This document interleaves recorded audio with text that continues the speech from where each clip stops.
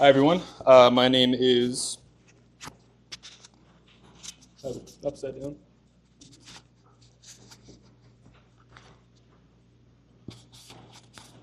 Sorry, give me a second. Okay, my name is Ian Ham, and for the last little while I've been solo developing a game in UE5 called SUBFAULT. Just to give a bit of a background about myself, so all the game dev knowledge that I have basically just stems from the last 15 years of interests and hobbies that I've had. Started with Photoshop for graphic design, and then also Ableton Live for music composition, and I still use both programs extensively to this day.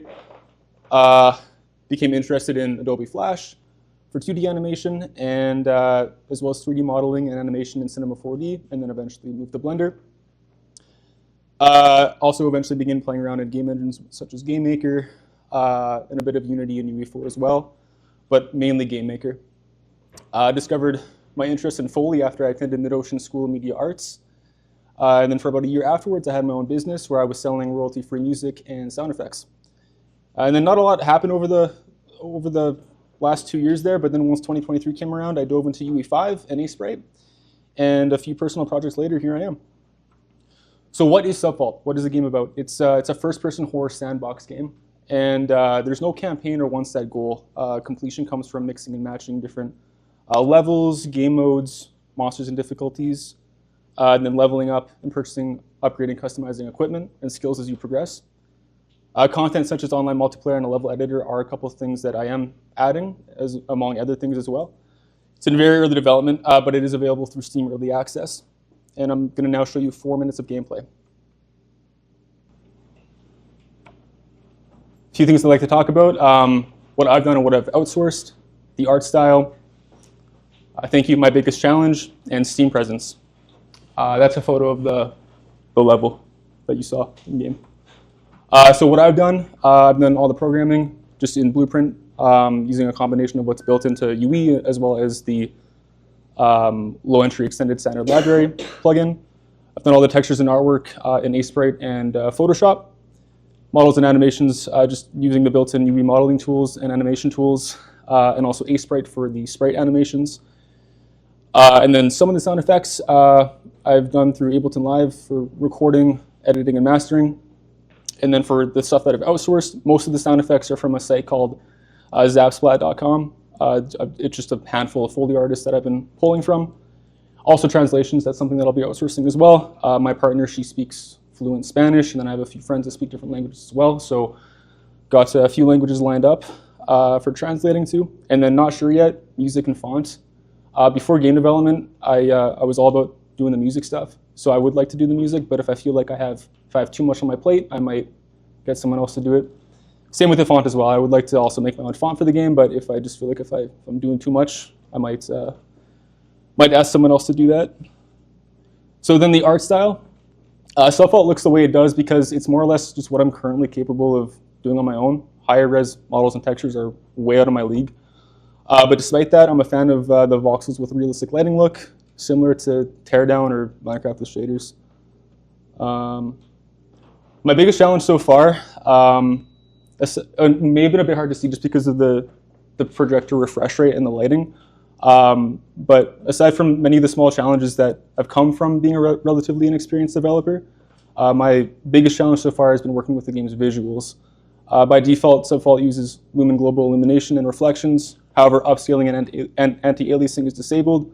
This way I'm able to achieve a minimal to zero ghosting and blurring, but artifacting such as noisy shadows and shimmering becomes apparent. Although temporal anti-aliasing such as TAAU and TSR can be turned on if the player chooses to, it can be turned on if the player chooses to. There's also support for screen space, GI, and reflections, and you can also turn that all off entirely if you want.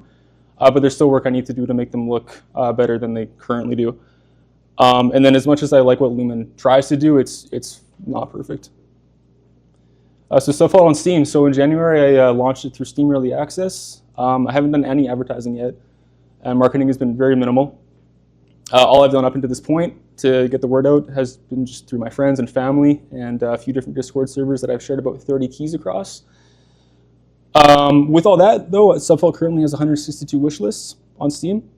I'm planning to start advertising during the first or second week of April. So if anyone would like insight on how that goes, feel free to reach out to me about it in a couple of weeks. Where you can reach out to me, Discord and LinkedIn, two ideal places. I'm semi-active on the Discord, so if you're in the Winnipeg Game Collective Discord, you should see me there. That's also my LinkedIn. Feel free to connect with me if you like. Yeah, thank you.